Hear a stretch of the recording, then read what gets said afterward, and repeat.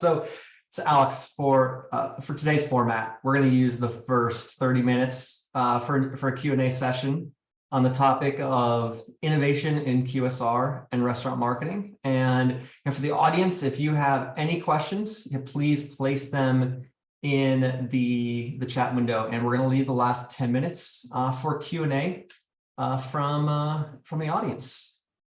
So before we begin, Alex, please just tell me a little bit about your current role at Popeyes to help us set the stage. Yes, for sure. So I'm currently VP of Brand Marketing for this brand at a global level, which is amazing because I kind of get to see the US market, the beauty of the US market, and the scale of it. And that's where we come from. We're a brand from New Orleans, Louisiana, and how it's and the international markets as well, where we are certainly driving a lot of growth, and we're seeing the amazing potential of this brand. Prior to that, I was the head of marketing for Latin America for Burger King. So I think through all the conversations, inevitably some Burger King examples will pop up. And prior to that, it was mostly on CPGs, where I worked for Unilever, for Mars, several different categories, gum, confections, pet care, ice creams, you name it. So yeah, that's what led me here. Yeah, I'm curious. You have a really interesting background. What prompted the move from CPG to the focus on restaurants? I think this is a great question that I normally tell candidates or whoever I'm talking to, that to me is the fusion of the great worlds. The world of CPG brings you a lot of, it's a great school of thought, for innovation, consumer understanding, branding, and all of and many disciplines like that. And you come to QSR, and it was the first time I was getting calls of people asking me what happened to the sales yesterday, right? Why sales were down yesterday. So there's this huge pressure of retail, which I love. This excellence in data management. We have the first party data. This need for excellence in hospitality, because it's all about operations and getting it right from a guest experience. So I had this interest in mind. But of course, things never happen in such a linear way. There is always a big factor of luck. Fernando Machado, who you guys know a lot from Brand Innovators, he was one of my first bosses at Unilever, and we met again in Mexico City when I was at Mars, and he basically, got sorted me with 13 interviews that I did in one day at RBI, and I ended up here. Great. That's great. 13 interviews in one day. Exactly. That's a lot. Very efficient process, though. Absolutely. Absolutely. It sounds like it. Well, let's do this. To kick things off, why don't we start, let's talk about the innovations in the products that you offer. So, coming from a brand like Popeyes, I can only imagine you've got a few thoughts on chicken, for example. So, just trying to understand, your thoughts around product innovation. Yeah, no, that's chicken. That's what we do, right? It's interesting though in chicken. I think in this chicken world, we tend to be slightly more focused on the core, right? The essence and the core of our business, it doesn't change that much, right? We need to get it right. With boning chicken, with tenders, and most recently nuggets, the chicken sandwich, and I think innovations, they do happen, of course. It's just with a slight, I would say, different pace, and a stronger focus on the core, which is something important to us. Of course, we do LTOs and we do all of that. But more and more, we realize it's about the brand, it's about the core. The LTOs play a role, but it's more about how can we think about LTOs as something that will then become core, right? And then you think of how do you build your range, rotate the tail, and build something for the brand, because a super heavy focus on LTO can be very destructive for the business. So again, important to understand what are the deeply consumer-rooted innovations that can become something sustainable for the long term. Yeah, that makes a lot of sense. Just speaking of, I think you said consumer-rooted innovations. When you're looking at product innovation, do you incorporate things like customer feedback into it? And if so, how do you collect and manage that feedback? Yeah, there is multiple sources today, right? I mean, we can get information from so many sources. So we look into Google reviews. We have a score which it's called ACR, that looks into several sources and comes with an index that gives us the customer satisfaction.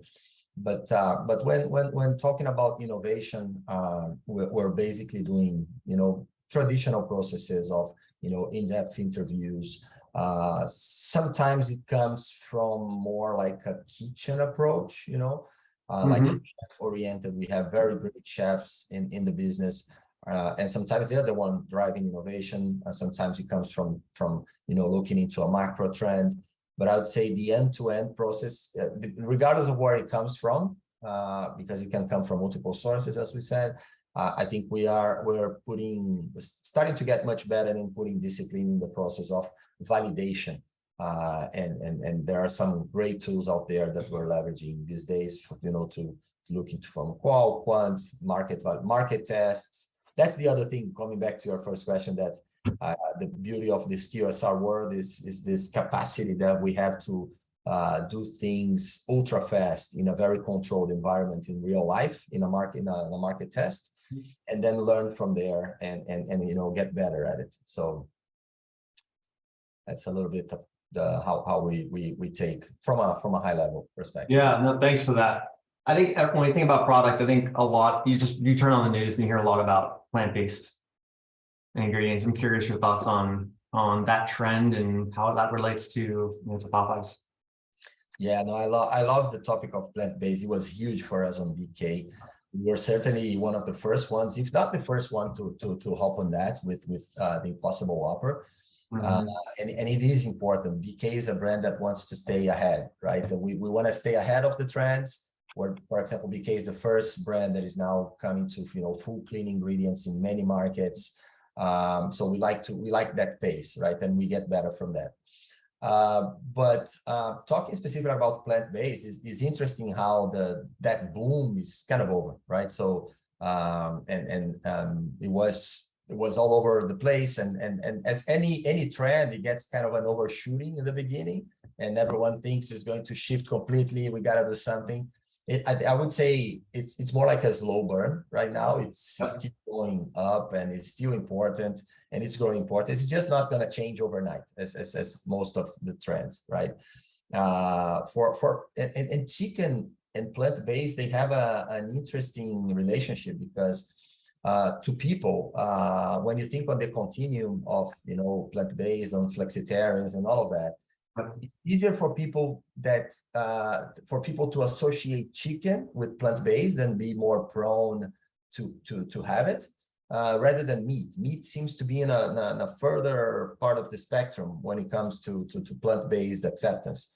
So that is certainly something to be explored, right? And there are multiple ways to enter on plant-based. You can go bean, you can go something which is more soy, pea, and there are several manufacturers today that are doing plant-based in different ways, and I think it's really crucial to get the taste right? Number one in here, we need to get the indulgence, the pleasure of what this category brings the most, which is indulgence, is taste. It's very hard to that.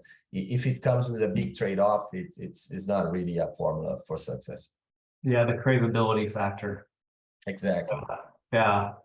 Over the last 2 years, we've seen, I guess, with the launch of Panera's Sip Club and Taco Bell's Taco Lovers Pass subscription offering.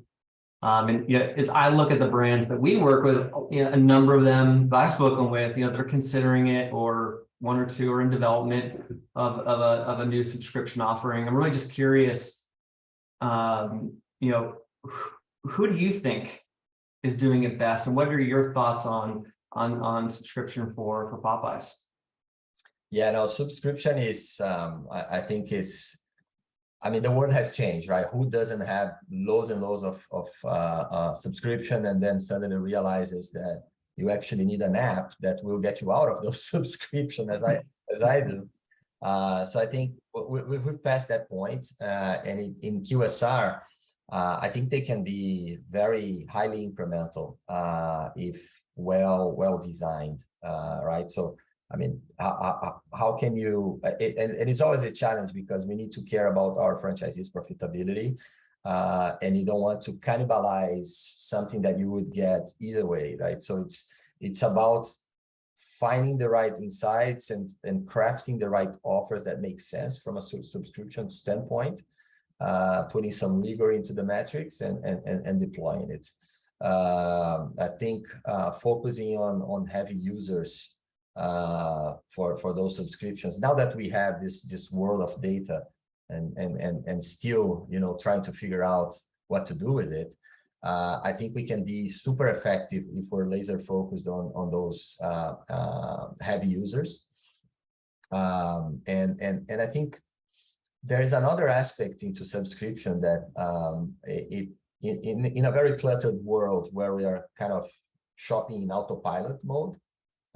This is one of the main sites we look into, right? So people are more on this autopilot.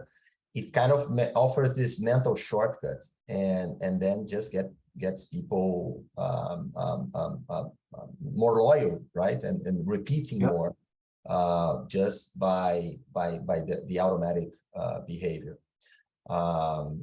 The other thing about subscriptions that I like to talk about is like it's similar to what I was mentioning, that people are trying to get out of the subscription is to also think about how many people are unsubscribing, and that happened to us, and when we look into our apps in Latin America, and suddenly we got this massive amount of downloads and we were seeing monthly active users, but then you start to see that decline, and you look into uninstalls and start to zoom in.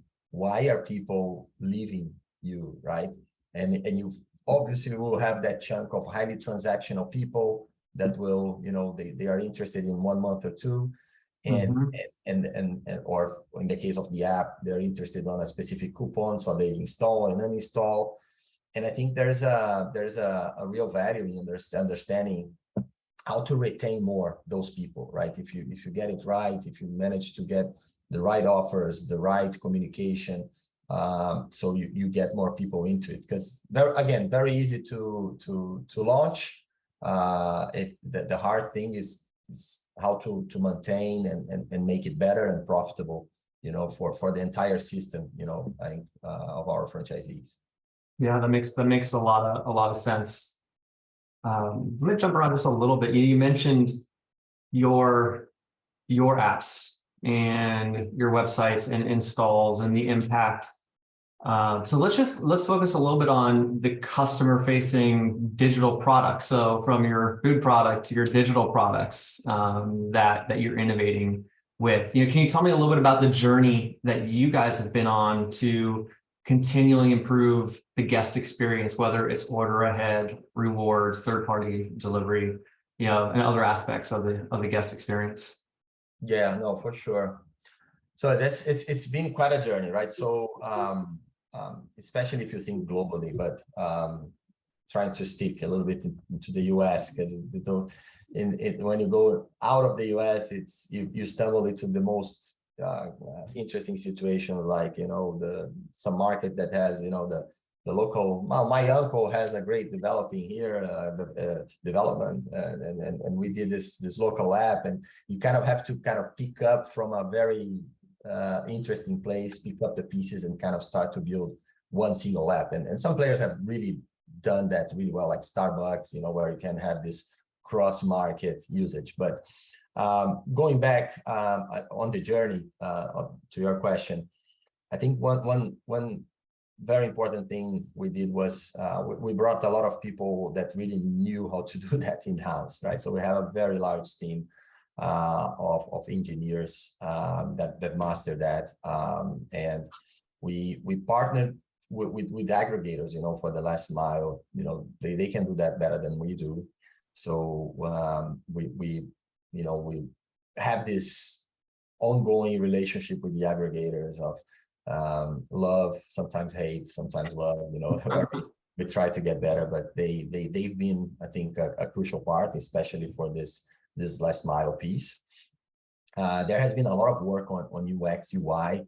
I think understanding the conversion funnel has been really critical, and understanding the reason why we were losing people at each step of the funnel, and how UX, UI, and payment, played a huge role into that. And I think we can get better still. Like, to name one example, personalization, right? In the beginning, it's all about personalization, but then you kind of see, am I adding friction to the process? If I just want your Whopper, don't give me 10 questions if I want more lettuce, less lettuce, and more onions or no onions. It's just, adding a lot of layers. I just want to get it fast. So those type of things, are part of the process of also a more personalized experience.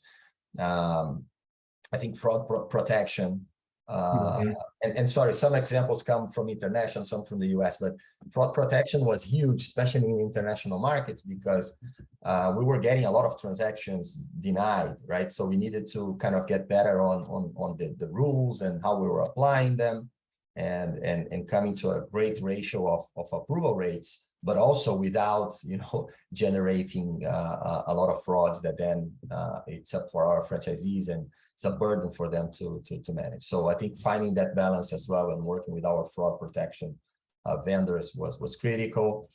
I think another cluster I can mention is how we've worked on our rewards program, and integrating it much more with our advertising concepts, and bringing some degree of exclusivity.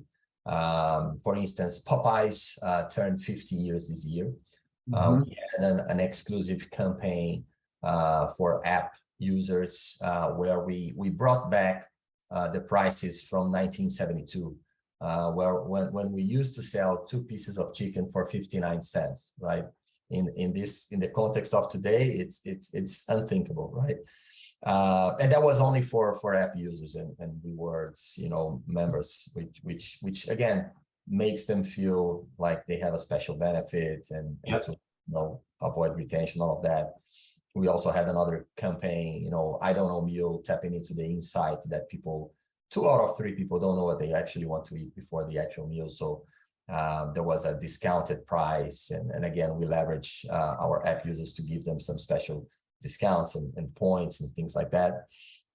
And the last piece, which we sort of touched on, is this journey with aggregators. There's a big challenge in profitability. We're constantly working to improve our offers, minimize waste, improve order accuracy. And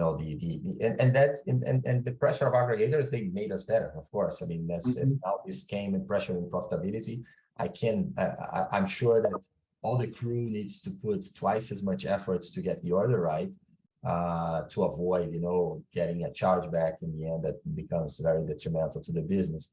But we need definitely collaboration from our aggregators, right? And they are on a journey too. The only thing I think we can say at this point, it's got to be a win-win game for the future. So have this I think this great relationship and benefit our guests ultimately. Yeah, one thing that really stuck with me, I think when you first started talking about the guest experience across, whether it's your order ahead, rewards, and that is that these are ongoing optimizations, enhancements of your experience. They aren't, I think they aren't projects where you finish it and you're done and you walk away. These are ongoing investments that you're making to continually enhance the experience, reduce friction in the funnel. I would assume it's to not just create relevant differentiation, competitive differentiation, but as you pointed out at the end, it's got to have shareholder value, add shareholder value as well. It's got to be a win-win. Exactly, especially to our franchisees that are in the end, right? So it's got to generate value for franchisee, franchisor, aggregators, and of course for our guests. So it's an ever evolving industry, right? Where we're finding this balance. So some price that people are willing to pay an extra price. How much is the extra price they're willing to pay for this layer of convenience? And everything that works backwards, us franchisees, everyone has to become more efficient, because certainly this additional price doesn't pay for everyone margins, and then everyone now needs to kind of work backwards and fit into this new model. I think it's no different than what happened in CPGs when e-com came, right? I remember my early days at Mars on e-com, and it was highly unprofitable to sell at Amazon and anyone. And then you understand the logistics, you understand how to develop the right pack size to get the better pricing on, and then you understand how to rank higher on the position. And I think it's the QSR industry is a little bit on the curve. It's a little bit behind, but just because of timing when those things emerged. But it's gonna get there. I think we're getting there. Yeah. Who do you think, so with that in mind, who do you think is doing it best right now? Who do you look to as a, best in class when it comes to that digital experience? Yeah, digital, I think, and digital experience, we have always looked, we look at Domino's, right? So I think it's inevitable in the US to look at them. We have a bunch of folks working with us now from ex-Domino's. Tom, our BK president, North America, is ex-Domino's, and a few other folks. They profit and they benefited from, seeing this years ahead, right? So they developed, I think, a fantastic app interface, fantastic app, a delivery system in-house. And I think this is all history, probably nothing new what I'm saying here. But if you ask who is doing it best, I think we have to mention Domino's.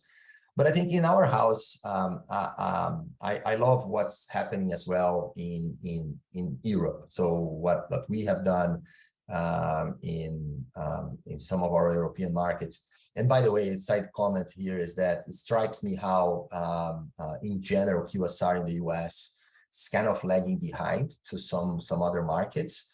And I'm not talking RBI, I'm talking all players, in general. You go to restaurants in Europe and you're much closer to a digital experience, right?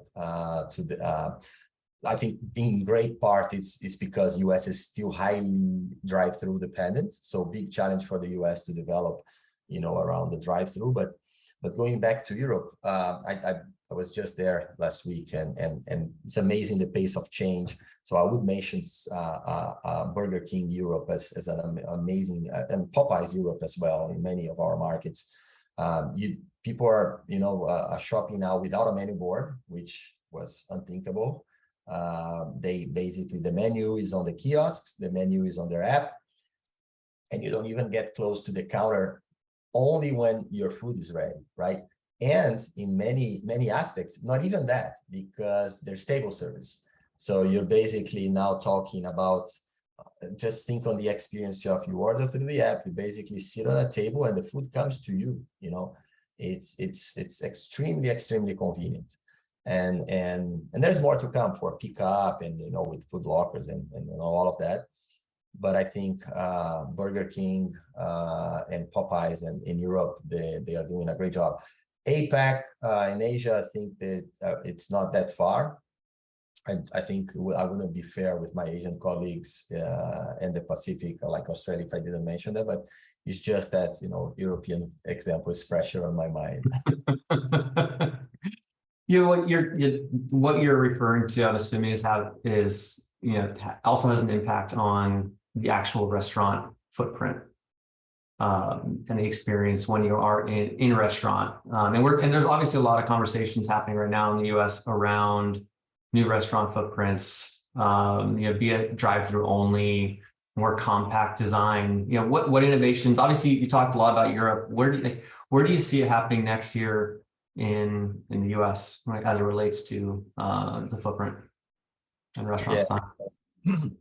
So yes, I think we're already seeing, right, so many experimental from all sorts of players in there. I think there will be literally a change in our drive-throughs, right? Our drive-throughs, again, it strikes me how rudimentary they are still. In most of our restaurants, you can barely hear it. For foreigners like me, when you have kids screaming in the background and a strong accent distorted by an old microphone, can be a quite painful, experience to be on the drive-through. So I think that has to change, and it is. Some people are changing, but the legacy and the amount of restaurants is so huge that takes a lot of time for the system to change.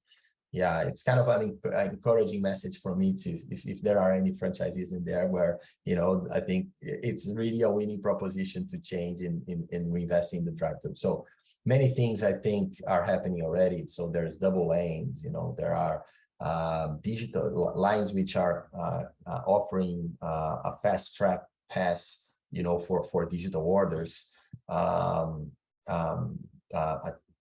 I think the curbside is somewhat of a question mark still for me. I think we can get better on than the curbside is just still very reliant on the operations of kind of getting out and kind of delivering you the food. So I'm not so sure I'm very confident of that model.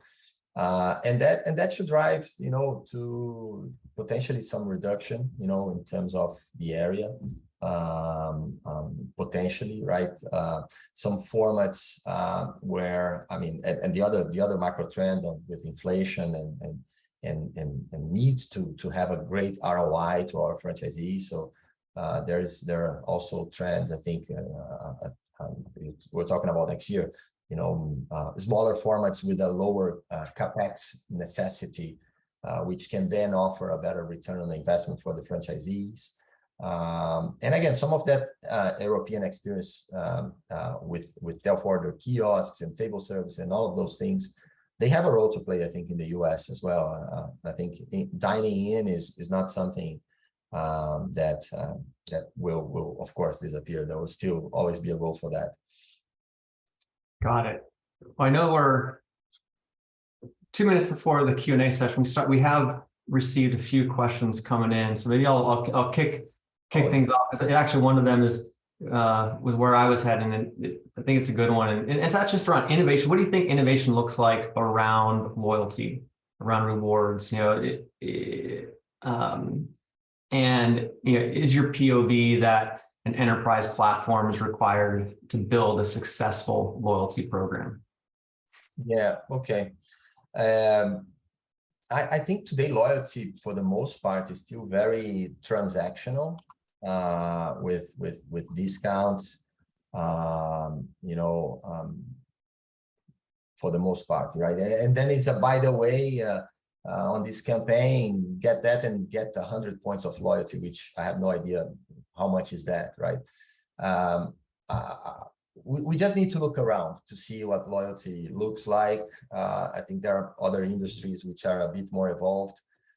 And I think it's about making the guests, feel special and feel that they have a special benefit, right? Either being, skipping the line, or a more convenient benefit, or a faster way to get my food, multi-loyalty programs where I can actually have a broader array of options to redeem my points is another one. But it's about transcending, looking a little bit more into, airline companies. I think airline companies, they're doing, I like the reinvention that American Airlines did a lot for the loyalty programs. I think Hilton has done an amazing job as well with their perks and how you really get, you get the breakfast, or when you're a diamond, or you get a check-in line, a special line for you, and those sort of things, they will justify the real estate in my app, Mhm. and justify me going, into their app instead of just going into an online travel and agency and just booking. Just to name, a few examples of, I think we just need to look aside to see where this is going to head to. Yeah, I mean, I think what you're getting at here is that loyalty is so much more than points, right? It's about experiential and ever evolving experiential loyalty, and that's really where you create true competitive differentiation. When you can have a rewards program that is unique to Popeyes or to Burger King, and I'll probably just add that. You mentioned it has to, that's how it gets onto your app, into your experiences, and that you've been working towards integrating your rewards into those experiences. And that is, ultimately, hopefully loyalty is the outcome of that great experience. Because that's the expectation that your guests have. They want to be able to engage with your brand across, whether it's in store, in the app, on your website. They don't look at it as, well, this is one channel, that's another. So I think when I look at Starbucks is always mentioned, and that program has evolved significantly since its inception, and they just and you continue to see innovations and evolutions in their program, I'd be hard pressed, any brand would be hard pressed to slap their logo on top of that program and claim it as their own. It's so unique to Starbucks. Yes, they have certainly been the pioneers of that, and we're always looking, of course, to Starbucks. We have done a fair amount of catching up, but I think they are all about what you said, the experiential marketing and making their loyal guests feel special and have access to several different types of perks, which is not just 50 cents off, or 50 loyal points. So. Absolutely. Yeah. As you think about, you mentioned in the beginning of our talk about personalization, and a question just came in. How do you see Popeyes in comparison to those related to personalization? And what are you working on to differentiate using personalization? Like, have you had to change your data strategy to be able to activate that data for personalization purposes? Yeah, no, it's a great question, and I think where the biggest question is, what do you do with all that data, right? So how do you? So far, we've been doing performance as most brands and segmenting our audience and understanding them in much greater depth than what we had before. So that has an immediate impact, in profitability, media targeting, MMM. For instance, we ran our first MMM, and we were able to improve a lot our efficiencies in terms of targeting. So that this whole thing has unlocked a whole bunch of opportunities, efficiencies for us. Which is great, right? So I joke that there are two types of marketing, and I'm even on the other side. This is more like brand, purpose, etc. And there is this highly transactional performance market, which is hitting people on the spot with the right offer, the right time. Those two words, they need to kind of meet at some point, but there is some kind of different disciplines. And when you're asking me where this needs to go, I think it's about unleashing the potential of the data, which still technology is already there. The technology advances far faster than our capacity to kind of organize and leverage, right? So, for instance, you could be arriving in our restaurants today and be welcomed by the name. I could know already who Chris is and what you have purchased in the last few months. Display a personalized advertising for you. I know you like chocolate shakes, and now I have chocolate shapes with, Oreo or whatever, which could be highly personalized to drive you to increase your check. But we still don't do that, right? So I think the biggest challenge, and the ones which will thrive, is the ones that can actually get organized and execute, those things fast enough in the marketplace. So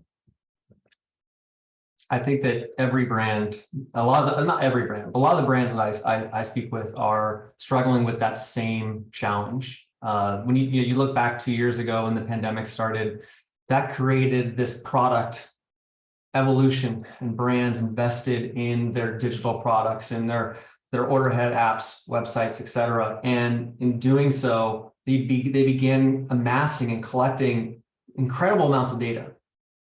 And in some cases, that data was still in different silos. And now, so that evolution it seems to me, the conversations I'm having is going from a product to now a marketing evolution. So now, how do you take that data that you're collecting? How do you bring it into a single view across channels through, say, CDPs? And then how do you activate that, orchestrate and activate that data through, say, a marketing automation platform so you can do exactly what you're talking about, Alex? I mean, that to me seems to be the next kind of evolution that I expect to see. I'm curious your thoughts on that. Yeah, I immediately, when you were talking about I was thinking about integrations, right? And how critical it is to understand the suite, the stack that you're working with, and how to make it integrated across the board, and bring this technology on. I think also of investing ahead of the curve for people and capabilities. It's not like a side job. It's not like with a small team. You need to think in terms, I think, capabilities and people 1 year ahead, right? You need to be hiring not for your budget of 22. You need to think of your 23 budget and hire now, and make sure that you're developing those capabilities right. And then I think it's about, again, having brand marketing and digital marketing collaborating very close together. It's still, I think, many of my observations is still, because the capabilities, they kind of go in different directions. You're kind of going to build teams which are highly analytical, very tech driven, and this is what the digital teams are becoming, right? And the brand marketing people developing other sorts of capabilities, and in the end, it's the danger is you don't make them, they don't work together as close. So I think this is what I believe will unleash a lot the power of the data, what you're referring to, and so it's not only transactional and so on. So I think we need, it's more like probably I'm coming from a more internal capabilities and organization standpoint, but I consider this to be super critical, for those things to become a reality, because that's already there.